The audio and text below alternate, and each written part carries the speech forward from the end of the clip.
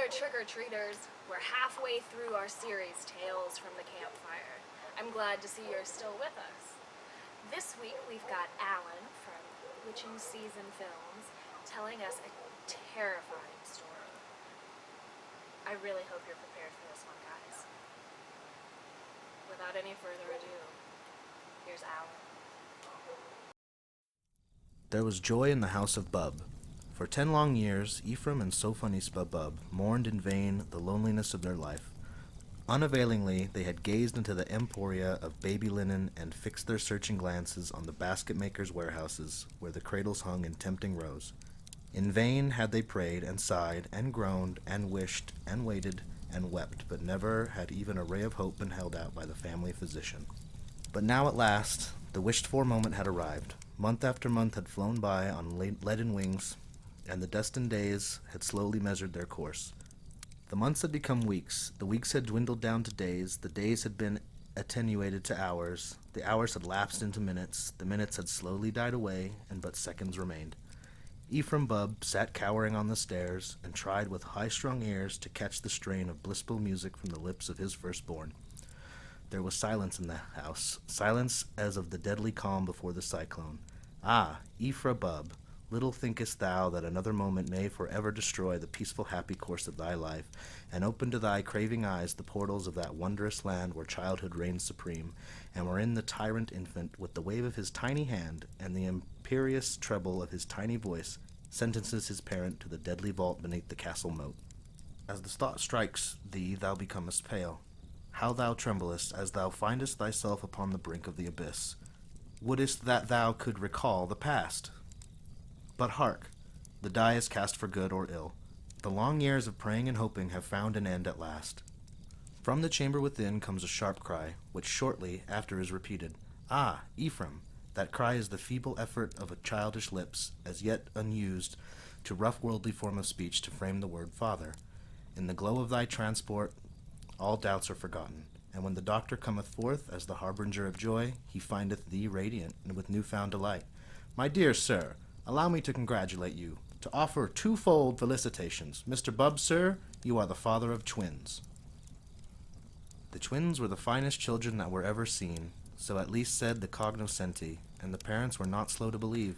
The nurse's opinion was in itself a proof. It was not, ma'am, that they was fine for twins, but they was fine for singles, and she ought to know, for she had nursed a many in her time, both twins and singles.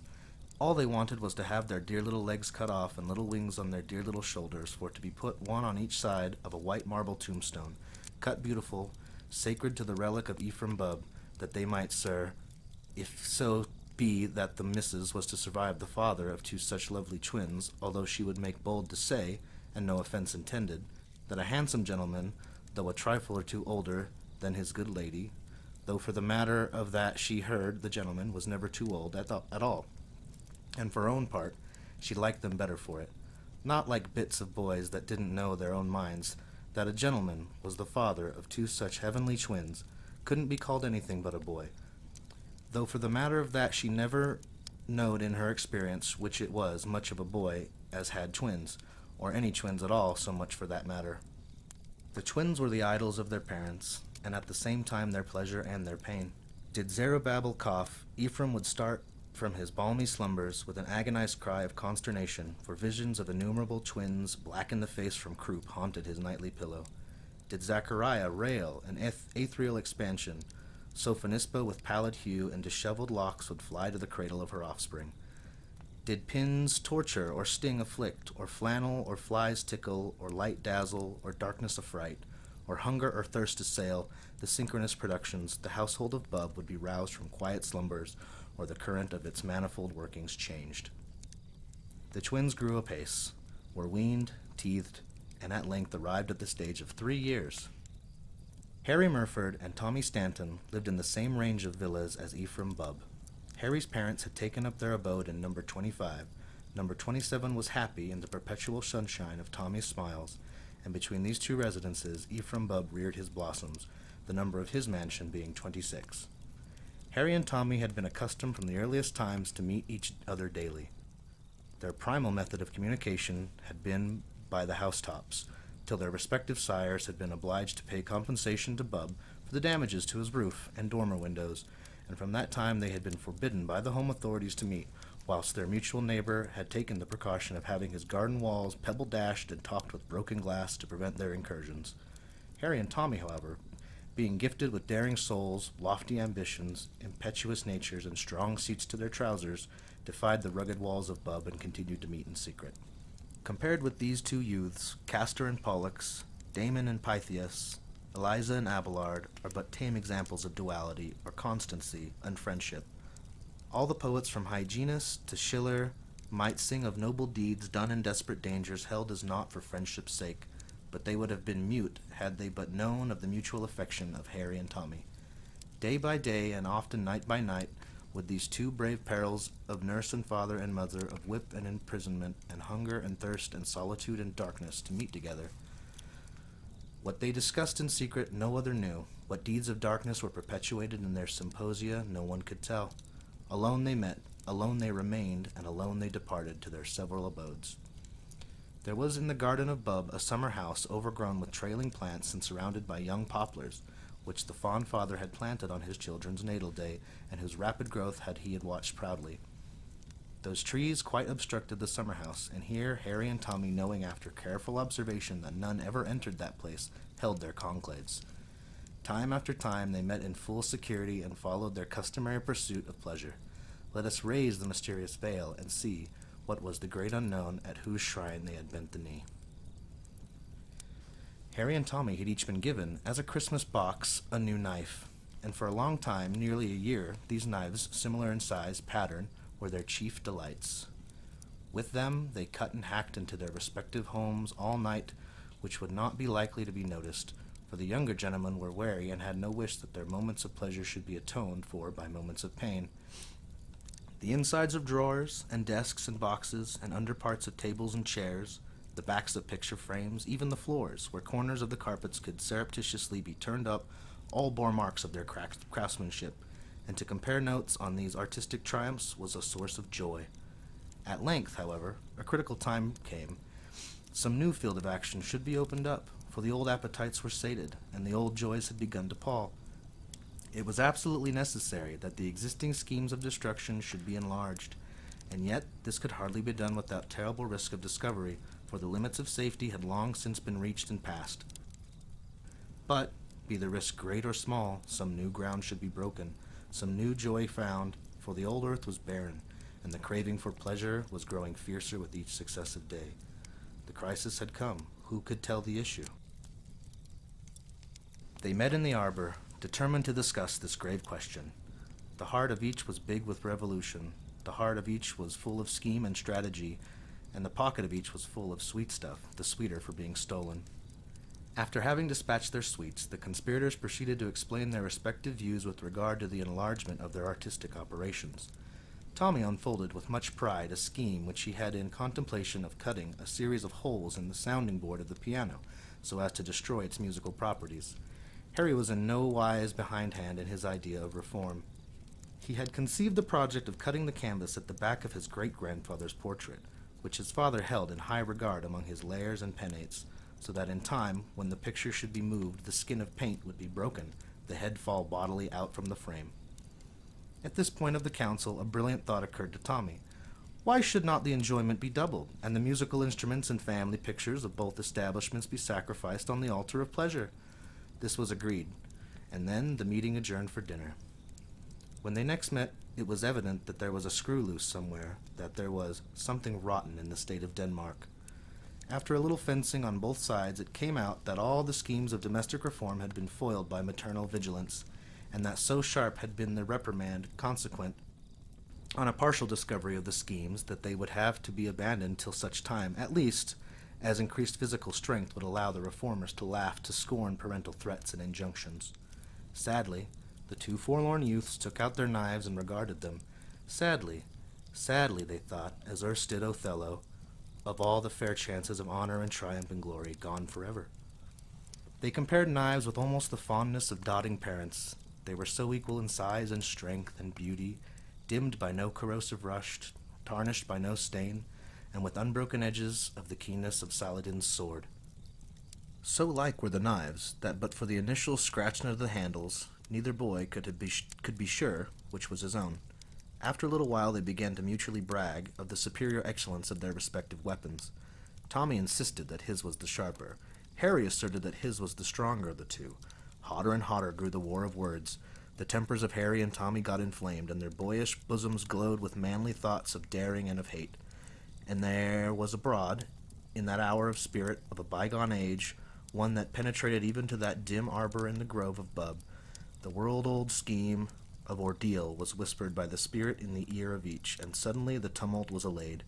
With one impulse the boys suggested that they should test the quality of their knives with the ordeal of the hack. No sooner said than done. Harry held out his knife, edge uppermost, and Tommy, grasping his firmly by the handle, brought down the edge of the blade crosswise on Harry's. The process was then reversed, and Harry became in turn the aggressor. Then they paused and eagerly looked at the result. It was not that hard to see. In each knife were two great dents of equal depth, and so it was necessary to renew the contest and seek a further proof. What needs it to relate seriatim the details of that direful strife? The sun had long since gone down, and the moon with fair, smiling face had long risen over the roof of Bub, when, wearied and jaded, Harry and Tommy sought their respective homes. Alas! The splendor of their knives was gone forever. Ichabod! Ichabod! The glory had departed, and naught remained but two useless wrecks, with keen edge destroyed, and now, like unto nothing, saved the serried hills of Spain. But though they mourned for their fondly cherished weapons, the hearts of the boys were glad, for that bygone day had opened to their gaze a prospect of pleasure as boundless as the limits of the world. From that day, a new era dawned in the lives of Harry and Tommy. So long as the resources of the parental establishments could hold out, so long would their new amusement continue.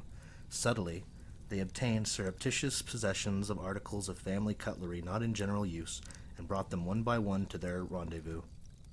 These came fair and spotless from the sanctity of the butler's pantry. Alas, they returned not as they came. But in course of time, the stock of available cutlery became exhausted, and again the inventive faculties of the youth were called into requisition. They reasoned thus: the knife game, it is true, is played out, but the excitement of the hack is not to be dispensed with.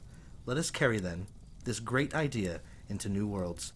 Let us still live in the sunshine of pleasure. Let us continue to hack, but with objects other than knives. It was done. Not knives now engaged the attention of the ambitious youths. Spoons and forks were daily flattened and beaten out of shape. Pepper-caster met pepper-caster in combat, and both were born dying from the field. Candlesticks met in the fray to be part no more on this side of the grave. Even epergnes were used as weapons in the crusade of the hack.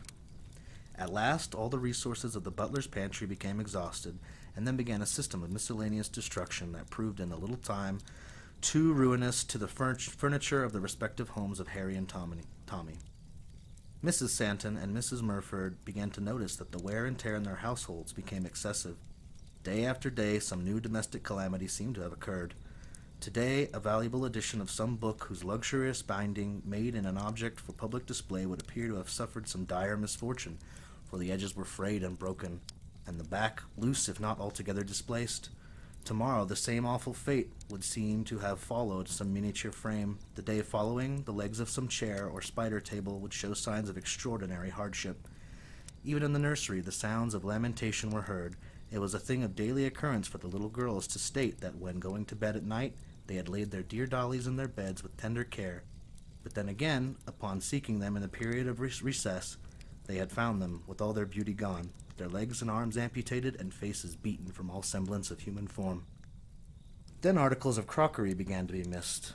The thief in no case be discovered, and the wages of the servants from constant stoppages began to be nominal rather than real. Mrs. Murford and Mrs. Santon mourned their losses, but Harry and Tommy gloated day after day over their spoils, which lay in the ever-increasing heap in the hidden grove of Bub. To such an extent had the fondness of the hack now grown that with both youths it was an infatuation, a madness, a frenzy. At length one awful day arrived.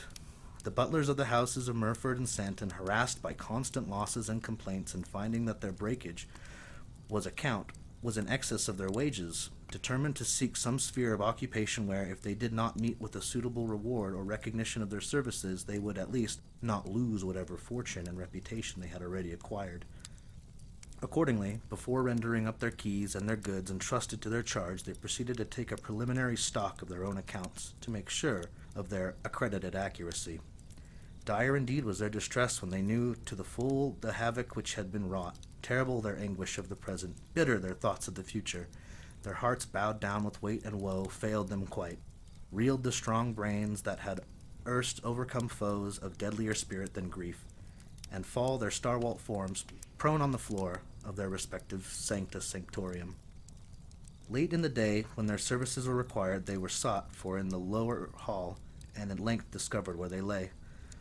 But alas for justice! They were accused of being drunk, and for having, whilst in that degraded condition, deliberately injured all the property on which they could lay hands.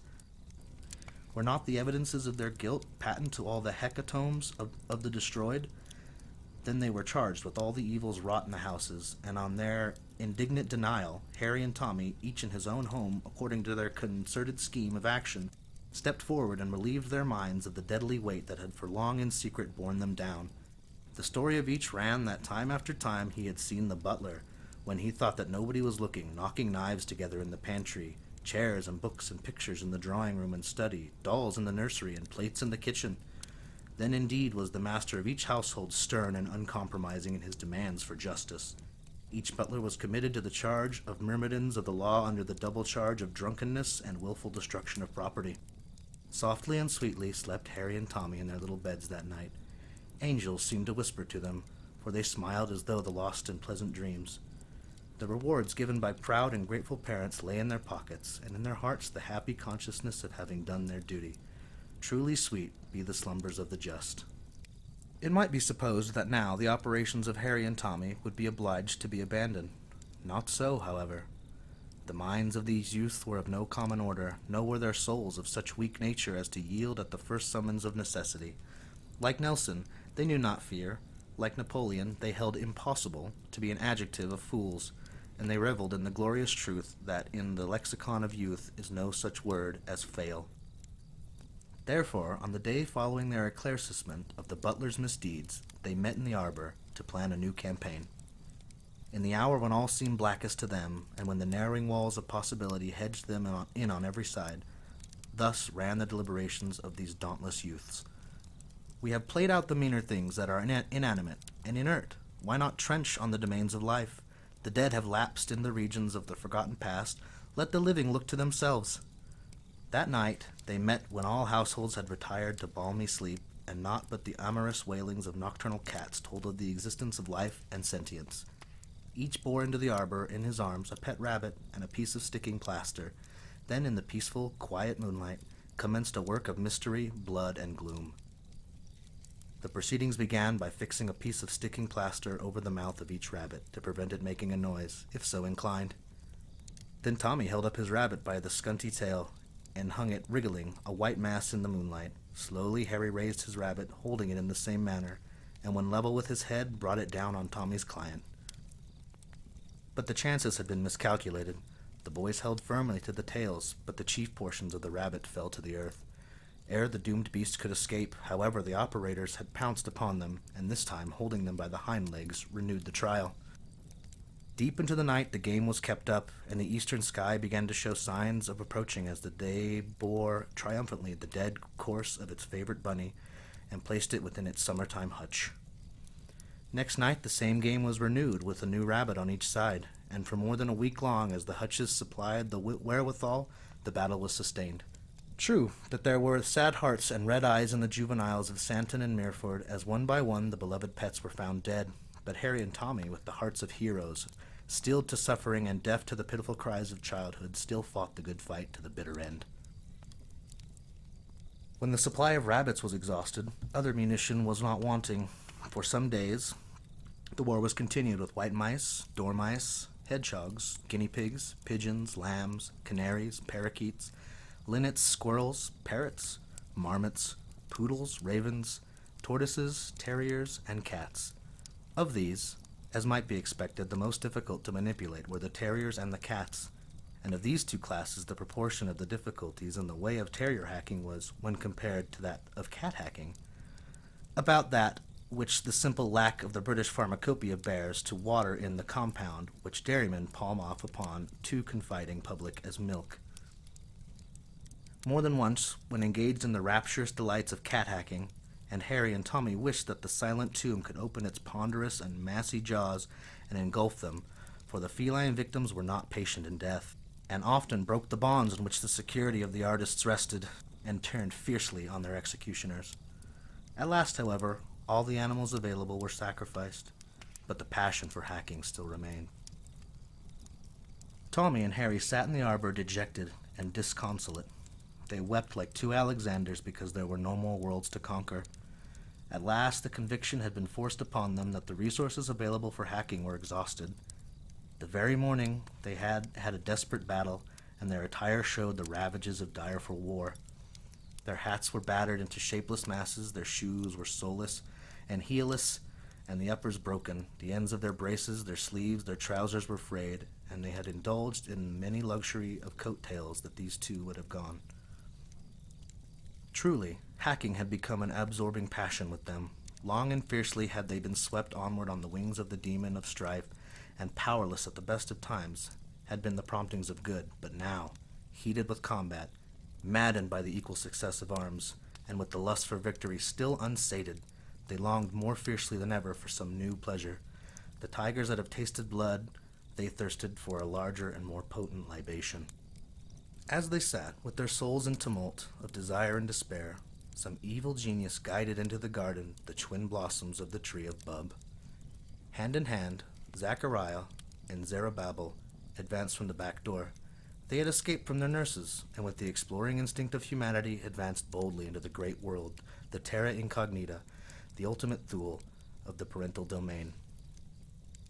In the course of time they had approached the hedge of poplars, from behind which the anxious eyes of Harry and Tommy looked for their approach, for the boys knew that there the twins were. The nurses were accustomed to be gathered together, and they feared discovery if their retreat should be cut off. It was a touching sight. These lovely babes, alike in form, feature, size, expression, and dress, in fact so like each other that one might not have told either from which. When the startling similarity was recognized by Harry and Tommy, each suddenly turned, and grasping the other by the shoulder, spoke in a keen whisper. "Hack! They are exactly equal. This is the very apotheosis of our art." With excited faces and trembling hands they laid their plans to lure the unsuspecting babes within the precincts of their charnel house, and they were so successful in their efforts that in a little time the twins had toddled behind the hedge and were lost to the sight of the parental mansion. Harry and Tommy were not famed for their gentleness within the immediate precincts of their respected homes, but it would have delighted the heart of any philanthropist to see the kindly manner in which they arranged for the pleasures of the helpless babes. With smiling faces and playful words, a gentle wiles that led them within the arbor, and then, under pretense of giving them some of those sudden jumps in which infants rejoice, they raised them from the ground. Tommy held Zachariah across his arm with the baby moon face smiling up at the cobwebs on the arbor roof, and Harry, with a mighty effort, raised the cherubic Zerubbabel aloft. Each nerved himself for a great endeavor, Harry to give, Tommy to endure a shock, and then the form of Zerubbabel was seen whirling through the air round Harry's glowing and determined face. There was a sickening crash, and the arm of Tommy yielded visibly. The pasty face of Zerubbabel had fallen fair on that of Zachariah, for Tommy and Harry were by this time artists of too great experience to miss such simple a mark. The putty-like noses collapsed, the putty-like cheeks became for a moment flattened, and when in an instant more than parted, the faces of both were dabbled in gore.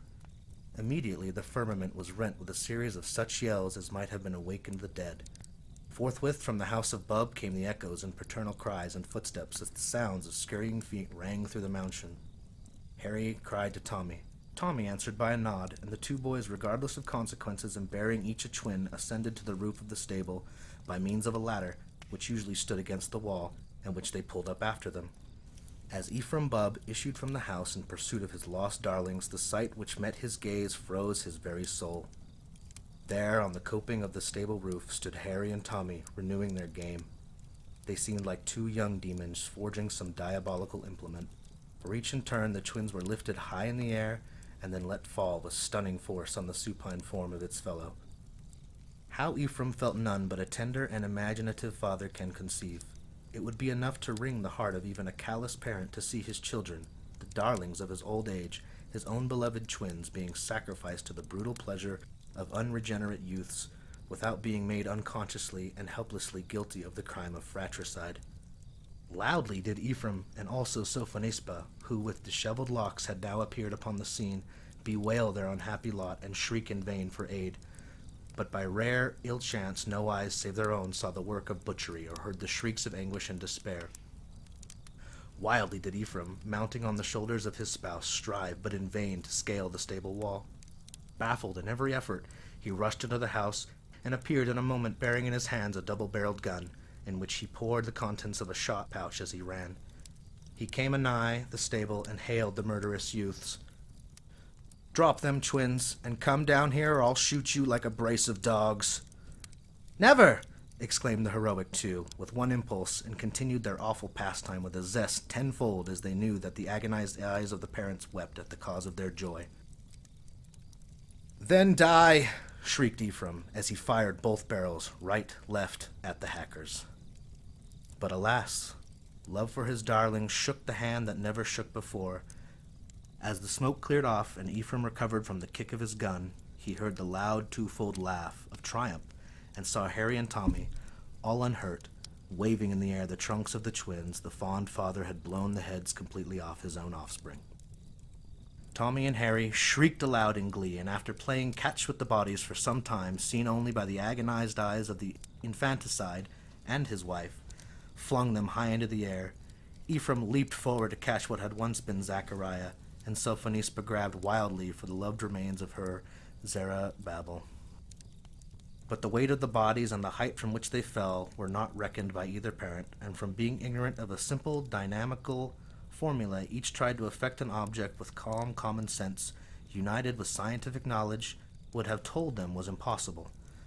The masses fell, and Ephraim and Sophonisba were stricken dead by the falling twins, who were thus posthumously guilty of the crime of parricide. An intelligent coroner's jury found the parents guilty of the crimes of infanticide and suicide on the evidence of Harry and Tommy, who swore, reluctantly, that the inhuman monsters, maddened by drink, had killed their offspring by shooting them in the air out of a cannon since stolen, whence the curses they had fallen on their own heads, and that then they had slain themselves with their own hands.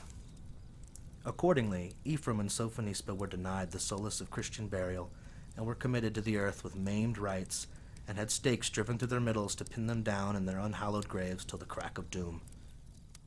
Harry and Tommy were each rewarded with national honors, and were knighted, even at their tender years. Fortune seemed to smile upon them all their long years, and they lived to a ripe old age, hale of body, and respected and beloved by all.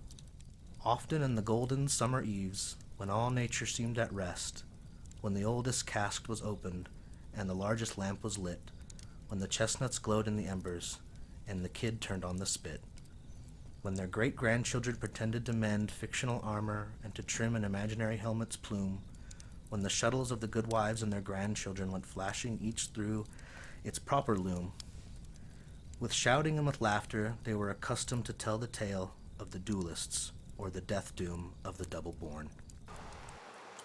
Well, if that didn't scare you off, I hope you'll join us next week as Amanda, or some of you may know her as Halloween Homemaker on Instagram, will be sharing with us her own terrifying tale for the campfire. We'll be right here waiting for you next Friday evening. Until then, stay scared.